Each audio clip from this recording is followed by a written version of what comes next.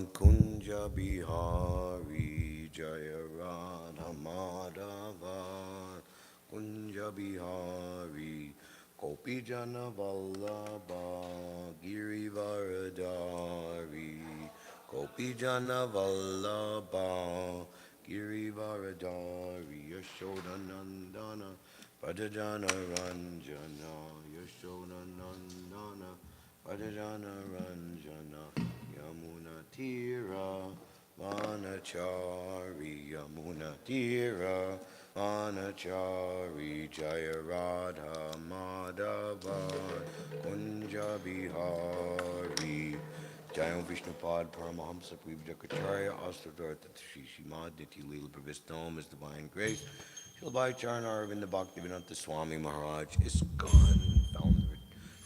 ISKCON's founder Acharya Jagad Patita Pavana Srila Prabhupada Ki Shri Shri Radha Govinda Ki Jai Grantaraj Śrimad Bhāgavatam Ki Jai Gaur Premanandi All glories to the assembled devotees Gaur Premanandi Hari Bol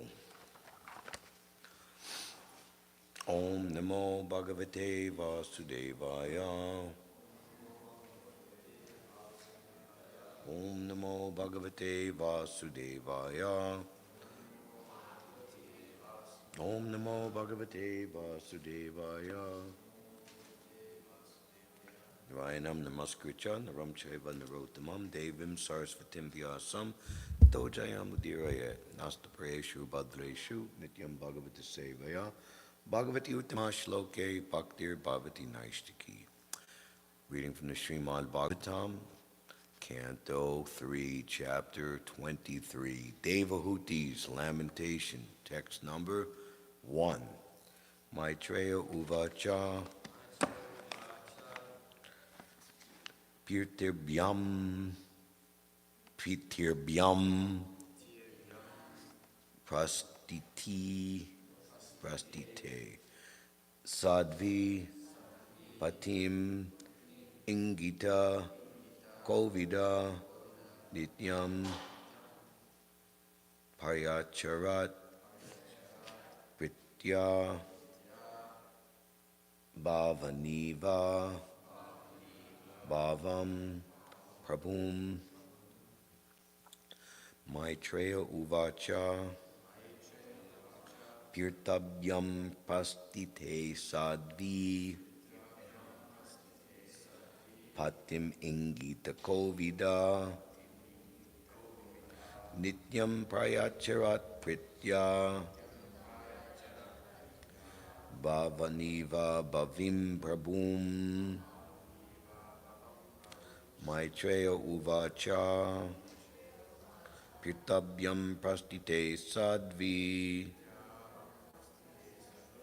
Patim Ingita Kovida Gita Nityam Prayacharat Pritya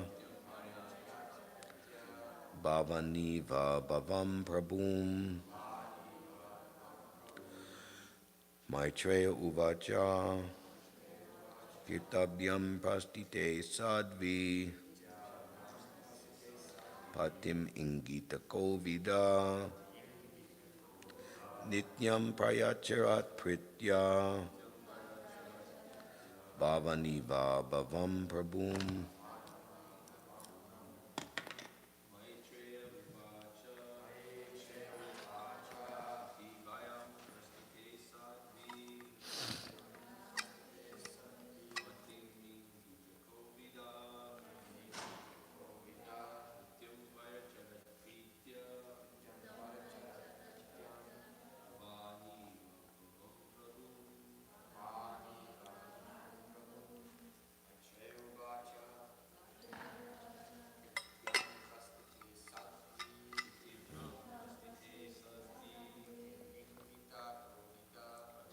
It's on.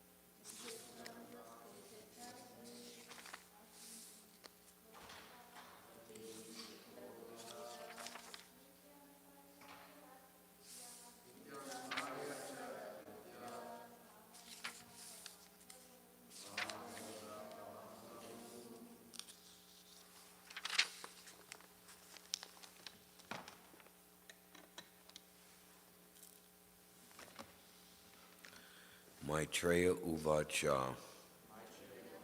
Maitreya said, Pirtabyam, by the parents, Pastite, at the departure, Sadvi, the chaste woman, Patim, her husband, Ingita Kovida, understanding the desires, Nityam, constantly, Prayacharat, she served, Pritya, with great love, Bhavani, the goddess Parvati, Eva, like, Bhavam, Lord Shiva, Prabhum, her Lord.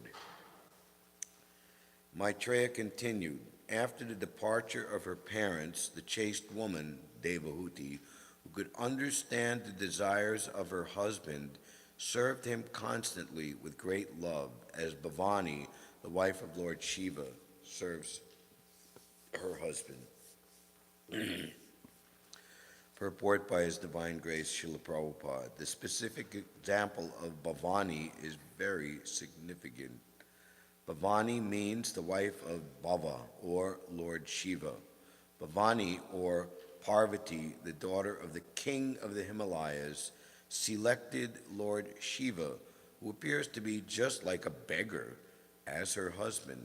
In spite of her being a princess, she undertook all kinds of tribulations to associate with Lord Shiva, who did not even have a house, but was sitting underneath the trees and passing his time in meditation. Although Bhavani was the daughter of a very great king, she used to serve Lord Shiva just like a poor woman. Similarly, Devahuti was the daughter of an emperor, Swayambhuva Manu, yet she preferred to accept Kardama Muni as her husband. She served him with great love and affection, and she knew how to please him. Therefore, she is designated here as Sadvi, which means a chaste, faithful wife. Her rare example is the ideal of Vedic civilization. Every woman is expected to be as good and chaste as Devahuti or Bhavani. Today in Hindu society, unmarried girls are still taught to worship Lord Shiva with the idea that they may get husbands like him. Lord Shiva is the ideal husband, not in the senses of riches or sense gratification, but because he is the greatest of all Vaishnavas. Vaishnavanam yata Sambhu. Sambhu, or Lord Shiva, is the ideal Vaishnava. He constantly meditates upon Lord Rama and chants Hari Rama, Hari Rama, Rama Rama, Hare Hare. Lord Shiva has a Vaishnava Sampradaya, which is called the Vishnu Swami Sampradaya. Unmarried girls worship Lord Shiva so that they can expect a husband who is as good a Vaishnava as he. The girls are not taught to select a husband who is very rich or very opulent for material sense gratification. Rather, if a girl is fortunate enough to get a husband as good as Lord Shiva in devotional service, then her life becomes perfect. The wife is dependent on the husband, and if the husband is a Vaishnava, then naturally she shares the devotional service of the husband because she renders him service. This reciprocation of service and love between husband and wife is the ideal of a householder's life. Om Jnanatimirandasya Jananjana Shalakaya Chakshurmitam Dena Tasmai Shri Rave Namaha Shri Chaitanya Manobishtam Stapitam Dena Bhutale Svayam Rupa Gadamayam Dadati Svapadantikam Vandeham Shri Guru Shuta Padakamalam Shri Gurun Vaishnavamscha Shri Rupam Sagrajatam Sagana Raghunatan Vidam Dam Sajivam Sadvaitam Savadutam Parijana Saitam Shri Krishna Chaitanya Devam Shri Radha Krishna Padan Sagana Lalita Shri Vishakavitamscha Hey Krishna Karuna Sindhu Dina Bando Jagatpate Gopisha Gopika Kanta Radha Kanta Namostute Jayatam Surato Pangor Mama Madamater Gati Matsar Vaspa Padambo Jo Radha Madana Mohano Tibyad Bindaranya Kalpajumada Srimad Ratnagara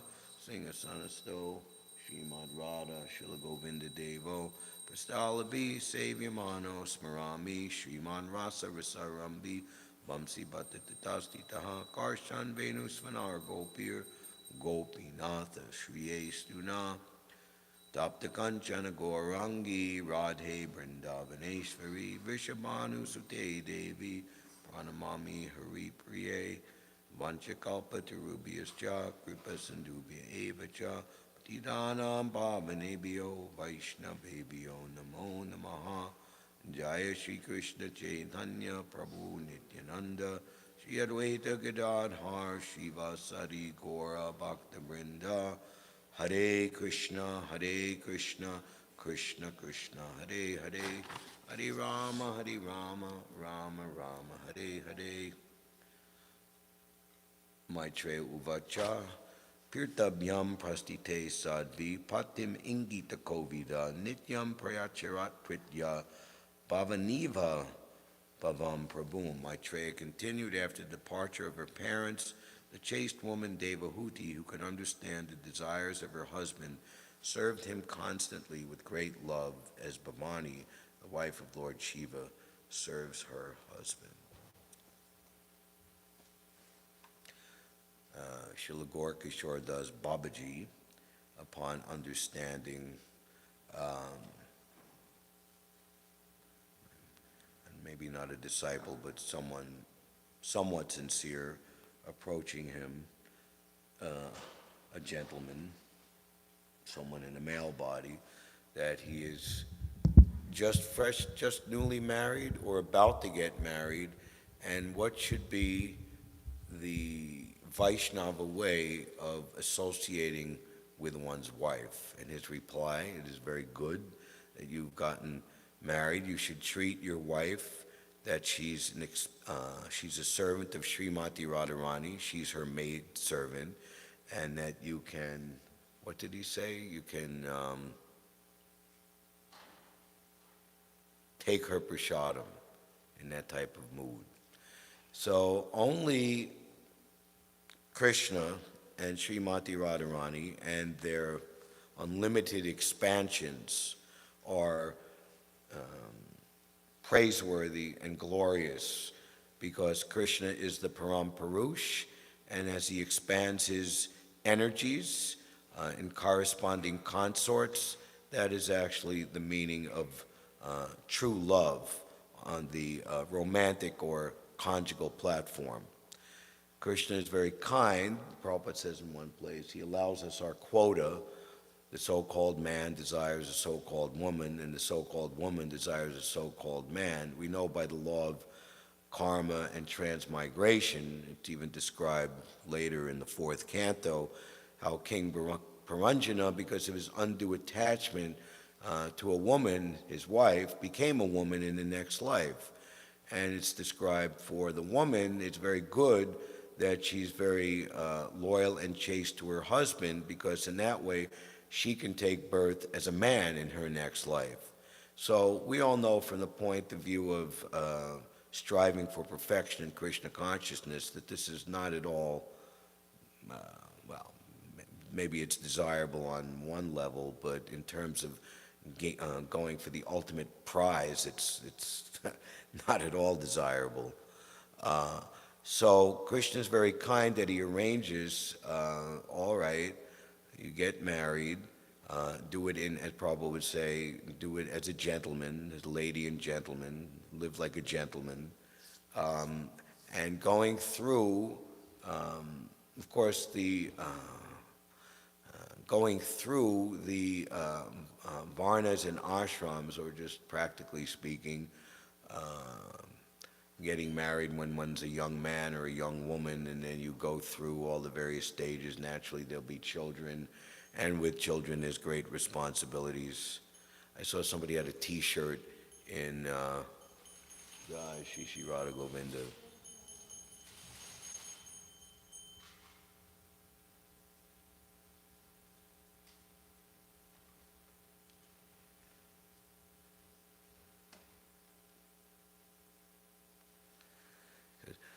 Something like, I would know how to direct a Hollywood horror movie. I have 6 kids.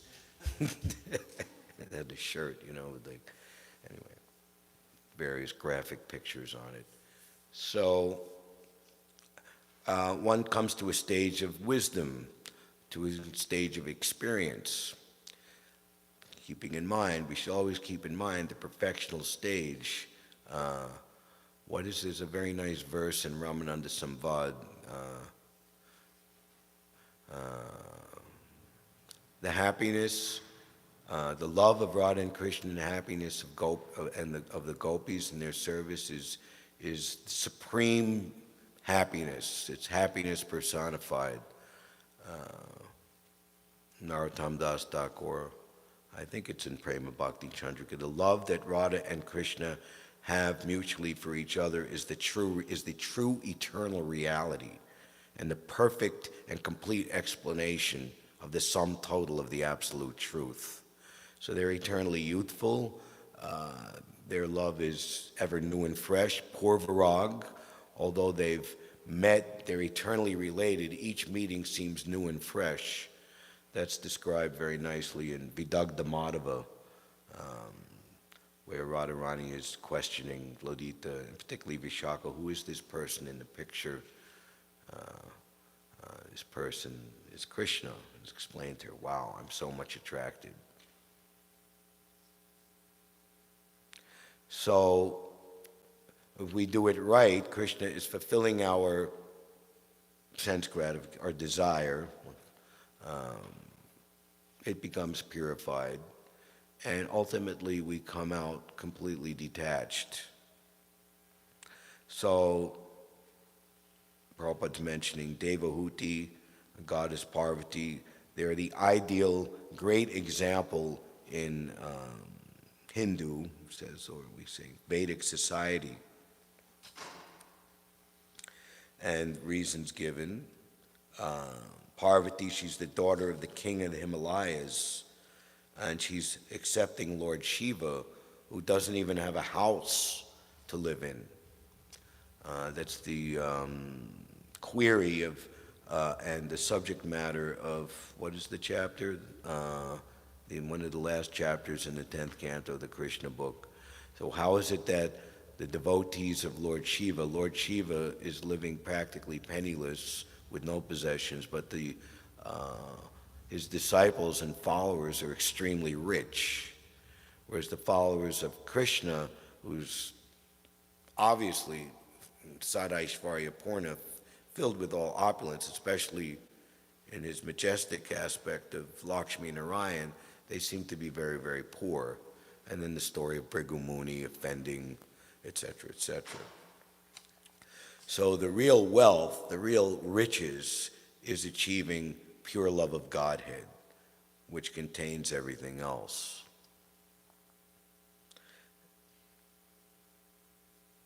In the 5th canto, there's reference to Lord Brahma and Lord Shiva, the greatest of all the demigods, shedding tears upon seeing the greatness of Kolavechar Sridhar, who was so poor that he couldn't even keep a proper roof on his house, and he was drinking, and his utensil was an iron pot. But Lord Chaitanya Mahaprabhu would personally come and associate in very joking, in a very friendly way, with this Kolavechar Sridhar, who is one of Krishna and Balaram's original 12 cowherd boys. Chaitanya, Gauraganadesh Deepika describes. So that's an example of how the real wealth and opulence of life to achieve is pure devotional service.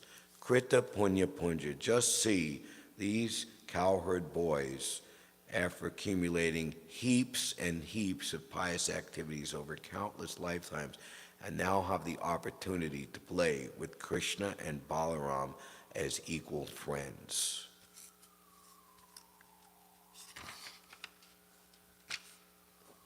Did not even have a house, but was sitting underneath the trees and passing his time in meditation. Although Bhavani was the daughter of a very great king, she used to serve Lord Shiva just like a poor woman. Similarly, Devahuti, she used to serve Lord Shiva just like, similarly, Devahuti was the daughter of an emperor, Swayambhuva Manu, yet she preferred to accept Kardama Muni as her husband. She served him with great love and affection, and she knew how to please him. So this is likened unto the chaste and loyal disciple knows how to please his or her pure devotee spiritual master. What does it say in the verse? After the departure of her parents. So similarly, Srila Prabhupada said, I never felt alone. I never was separated from my spiritual master. And in Srila Prabhupada's case, the order of his spiritual master became by so many more times multiplied and amplified after his spiritual master's seeming disappearance from this mortal world. And it simply escalated and grew more and more as the years came by, to the point where when he finally came here in New York, what the untrained eye could not see what was happening burst forth as a gigantic transcendental explosion and avalanche. Satsvarup Maharaj, who rendered the Srila Prabhupada Leela Amrita, he composed just after, in the early 1980s, a free verse poetic rendering of the Leela Amrita, and describing meeting on the roof at Ultadanga Junction in 1922, that receiving that order, later it would come forth as a torrent of mercy. The word was used. So, in the Prema Samhuta, which is called the Love Locket, written by Vishwanath Chakravarti Thakur in 1684 on the banks of Radhakund and Shamakund, Radharani is describing to a demigoddess disguised Krishna what is her loving feeling to Krishna and what is actual pure love. And she describes, among other things, there's so many things, but I'll just say this, that pure love is such that it can consume all the difficulties, or just like tidal wave or a tsunami can overcome all the difficulties from this life and in countless previous lives, all the problems offered by other living entities, one's own body and mind, natural disturbances, and that pure love is likened unto a great silky-haired lion that conquers all.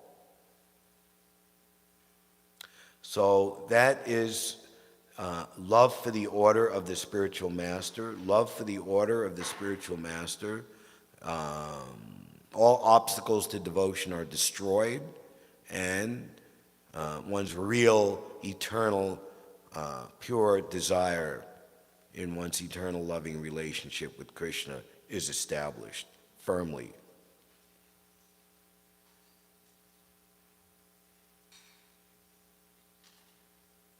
Therefore, she is designated as Sadhvi, which means a chaste, faithful wife. Her rare example is the ideal of Vedic civilization.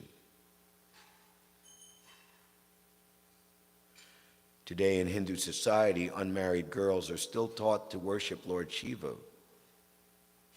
And we see in the Krishna book, Katyayani Brat, performed by the gopis, what was their prayer? Please make Krishna our husband, the son of Nanda Maharaj. Katyayani, another feature or name for goddess Durga, Bhavani. And they were worshiping her, realizing her extreme, exemplary, chaste position in service to Lord Shiva. Lord Shiva is the ideal husband, not in the sense of riches or sense gratification, but he is the greatest of all devotees, Vaishnavam Yata Sambhu. And keeping in mind what makes one the greatest of all devotees. Not that Lord Shiva is one of the supreme qualitative demigods, but his attitude, which is very beautifully described and displayed in the 8th canto, Lord Shiva Saves the Universe, chapter number 7.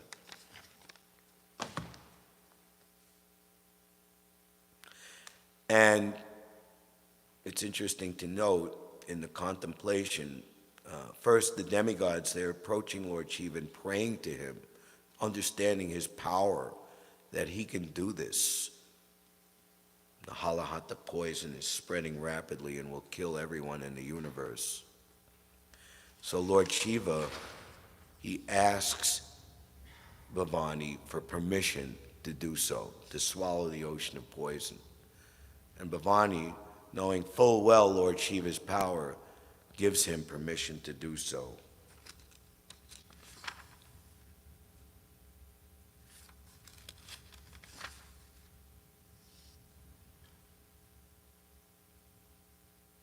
Lord Shiva is always benevolent towards all living entities. When he saw that the living entities were very much disturbed by the poison which was spreading everywhere. Is there poison spreading everywhere that we have to save people from? I think so.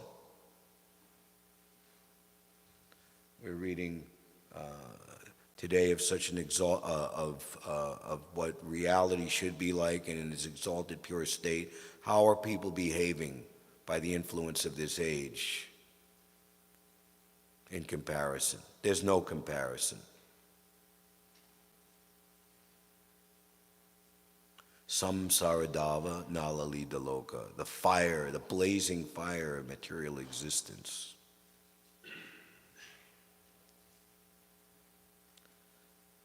My dear Bhavani, just see how all these living entities have been placed in danger because of the poison produced from the churning of the ocean of milk.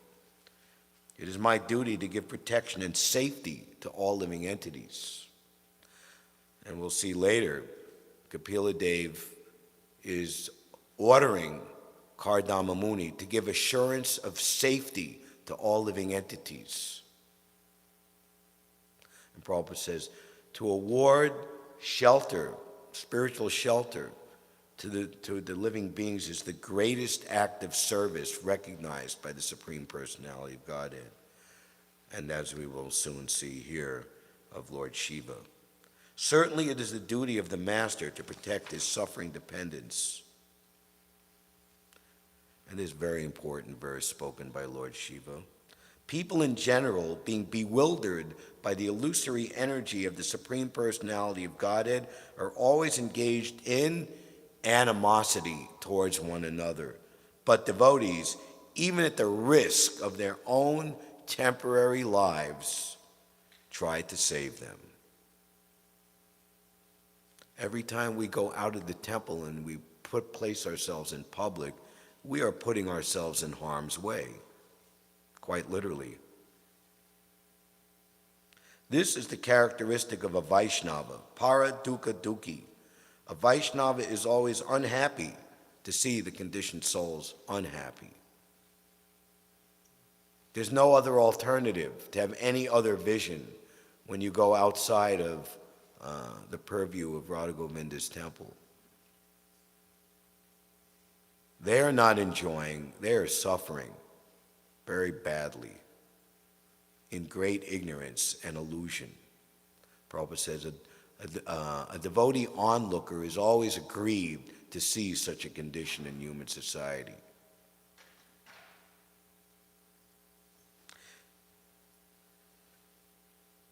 Otherwise, he would have no business teaching them how to become happy. In materialistic life, people must certainly engage in activities of animosity. Materialistic life is therefore compared to samsara dava, a blazing forest fire that automatically takes place. Lord Shiva and his followers in the Parampara system tried to save people from this dangerous condition of materialistic life. This is the duty of devotees following the principles of Lord Shiva. Indeed, as we shall see, Lord Shiva drank all the poison for the benefit of humanity. My dear gentle wife Bhavani, when one performs benevolent activities for others, the Supreme Personality of Godhead, Hari, is very pleased. And when the Lord is pleased, I am also pleased, along with all other living creatures. Therefore, let me drink this poison, for all the living entities may thus become happy because of me. Shukadeva Goswami continued, after informing Bhavani in this way, Lord Shiva began to drink the poison, and Bhavani, who knew perfectly well the capabilities of Lord Shiva, gave him permission to do so. Thereafter, Lord Shiva, who is dedicated to auspicious, benevolent work for humanity, compassionately took the whole quantity of poison in his palm and drank it.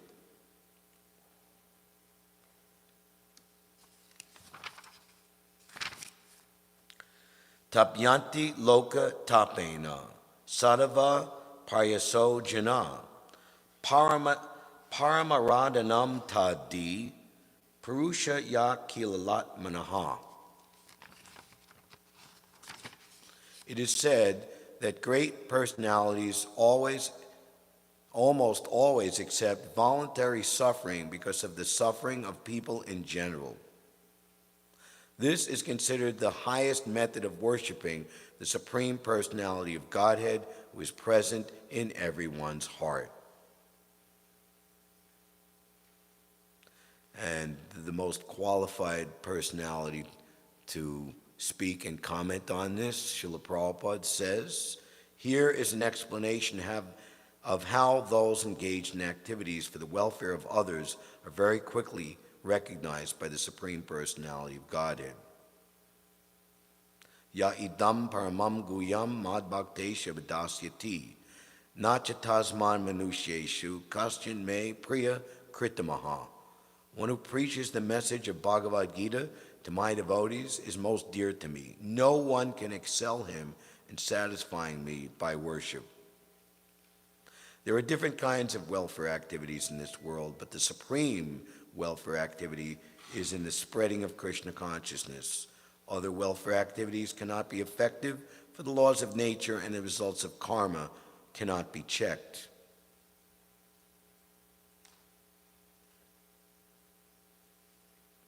Tasyaiva heto pratityeta ko vido nalabhyate tad brahmatam apari ada. One should endeavor for that which is never obtained by wandering up and down in the universe as a result of the reactions of his karma. And what is that? One should endeavor to become Krishna conscious. If one tries to spread Krishna consciousness all over the world, he should be understood to be performing the best welfare activity. Prabhupada, during the 2 glorious months he spent 50 years ago at the Bhaktivedanta Manor in July and August of 1973, he was speaking on the first and second chapters of the Bhagavad Gita, and Prabhupada emphatically made this point. Even if one tries to know Krishna, what to speak of preaching Krishna conscious, if one just tries to know Krishna, that is enough to go back home, back to Godhead. Krishna is so kind. How can you know Krishna completely? He's so great. But if one is trying, even when one is not perfect, Krishna is pleased. So what to speak of trying to spread Krishna consciousness? The Lord is automatically very pleased with him. If the Lord is pleased with him, what is left for him to achieve? If one has been recognized by the Lord, even if he does not ask the Lord for anything, the Lord who is within everyone supplies him whatever he wants. This is also confirmed in the Bhagavad Gita, Tesham Nityabhayuktanam Yogashema Mahamyaham. Tapyante Loka Tapena Sarva Prayasojana. The best welfare activity is raising people to the platform of Krishna consciousness, since the conditioned souls are suffering only for want of Krishna consciousness. The Lord himself also comes to mitigate the suffering of human society. All the Shastras conclude, therefore, that the spreading of the Krishna consciousness movement is the best welfare activity of the world, in the world. Because of the ultimate benefit this bestows upon people in general, the Lord very quickly recognizes such service performed by a devotee.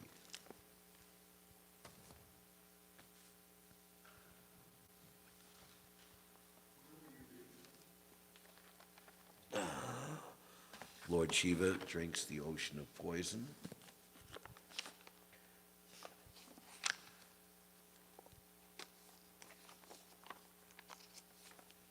Eight, 7, and that verse is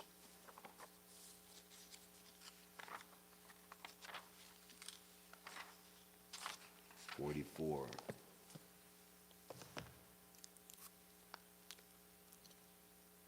So that makes us worthy of service. So if we are going to be a husband of a wife, then we should be so qualified. And that puts us in a position where we can't be like, the so-called men and women of this world who are, Krishna says to Uddhava in the Bhagavad Gita, such relationship is actually abominable because it is a cheap and very ill-motivated attempt to imitate the sublime reality.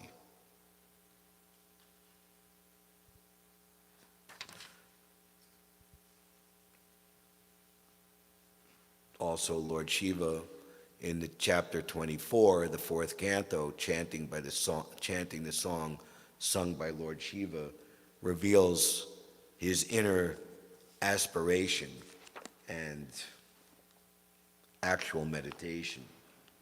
This is also the 44th verse of the 24th chapter, the fourth canto. My dear Lord, I wish to see you exactly in the form that your very dear devotees worship. You have many other forms, but I wish to see your form that is especially liked by the devotees. Please be merciful upon me and show me that form, for only that form worshipped by the devotees can perfectly satisfy all the demands of the senses. Prabhupada writes a very beautiful purport, and at the conclusion, it is said that Lord Shiva wants to see him in complete perfection, not in the way that the impersonalists or voidists do. Although the Lord is one in his various forms, still his form as the young enjoyer of the gopis and companion of the cowherd boys, Kishora Murti, is the most perfect form. Thus, Vaishnavas accept the form of the Lord in his Vrindavan pastimes as the chief form. The Lord's beauty resembles a dark cloud during the rainy season. As the rainfall glistens, his bodily features also glisten. Indeed, he is the sum total of all beauty. The Lord has 4 arms and an exquisitely beautiful face with eyes like lotus petals, a beautifully highly raised nose, a mind-attracting smile, a beautiful forehead, and equally beautiful and fully decorated ears. The Lord is super excellently beautiful on account of his open and merciful smile and his sidelong glance upon his devotees. His black hair is curly, and his garments, waving in the wind, appear like flying saffron pollen from lotus flowers. His glittering earrings, shining helmet, bangles, garland, ankle bells, waist belt, and various other bodily ornaments combined with conch shell, disc, club, and lotus flower to increase the natural beauty of the Kaustubha pearl on his neck.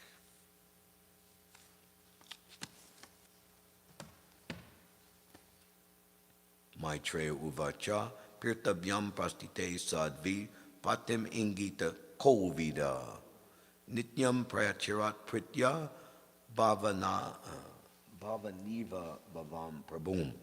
Maitreya continued, after the departure of her parents, the chaste woman Devahuti, who could understand the desires of her husband, served him constantly with great love, as Bhavani, the wife of Lord Shiva, serves her husband.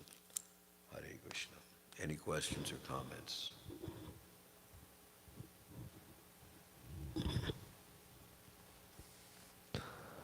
Something was coming to my mind when you were saying that basically look at all the people today and how much that we need to help them or change things. And sometimes it seems counterintuitive, like when Bhaktisiddhanta would say, we can't, don't worry about changing the external world, we just need to focus on ourselves. So how to reconcile those kind of seemingly opposite things? Because obviously he wanted us to go and do that as well, so. It's a little disjointed thinking, if you don't mind me saying. First of all, we can't change anything, that's a fact, but Lord Chaitanya can. Lord Chaitanya, he could make everyone chant the holy name and completely surrender in moments. But this is Lord Chaitanya, Krishna's coming as a devotee, and you see in the 9th chapter of the Adi Leela, am I the only gardener? How many fruits can I alone pick and distribute? Therefore I order every man in this universe to accept this Krishna consciousness movement and distribute it. So this is the order of the Lord. Prabhupada writes in one place, one who accepts the order of the Lord will become victorious, because the Lord is always victorious. He is never defeated. So, in that way, we're not dependent upon perceivable results. But actually, those who accept the order of the Lord as it comes down in parampara and dedicate all their time and energy, body, mind, and words and soul to that order, they can see, they can understand. And this is something which is a very great mission. It is the Yuga Dharma. Yuga Dharma is lasting for how many, if we live 80 or say 100 years, let's be generous, how many lifespans or generations would there be in 432,000 years? 100 into 432,000. 4,300? 42,000? 43,000? You said 4,340? 432,000 years divided by 100 is 4,320. That's correct. Okay. So, we think it's a big thing if, like, I gotta, I'm a grandfather, and, we're generally not going to make it to be great-grandfathers, maybe. That's only 3 or 4 lifespans, so this is 43. So this is a very great mission, and see such great Paramahamsas, Haridas Thakur, the 6 Goswamis, Krishnadas Kaviraj Goswami, Narottam Das Thakur, on and on down the line, Baladev Vidyabhushan, Bhaktivinoda Thakur, etc. Just 500 years. You say, Lord Chaitanya ordered this 500 years ago, and just every town and village, and it's not every town and village, maybe in India or in Bengal or in Bangladesh in some places, but there's a lot going on.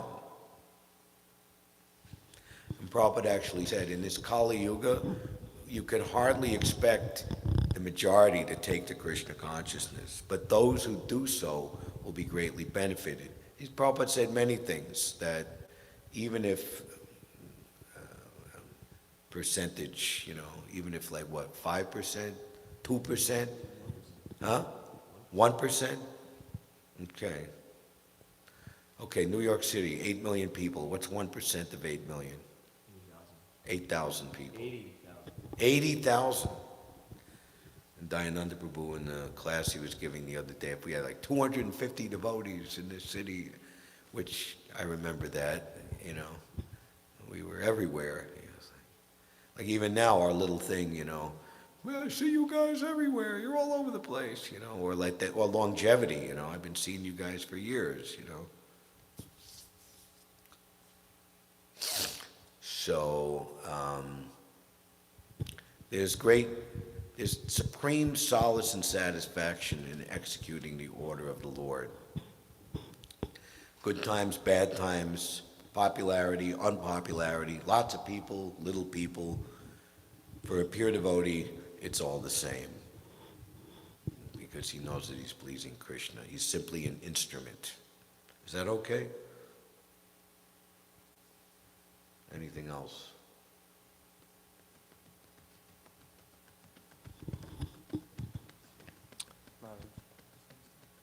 No. I guess I'm just appreciating that chapter 22 in Lilamrita, Swami invites the hippies.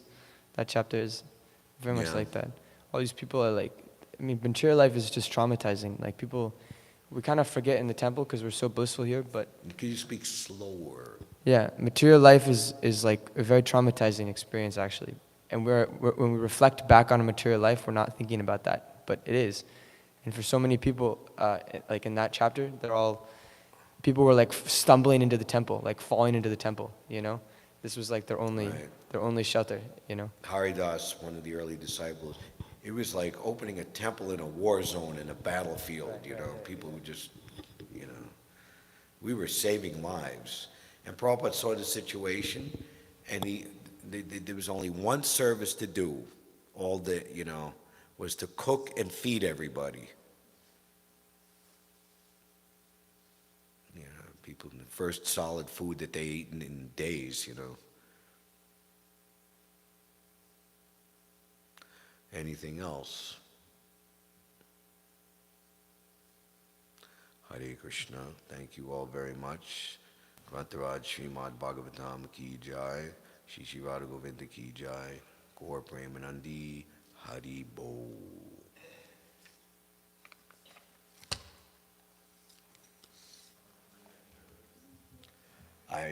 That's it.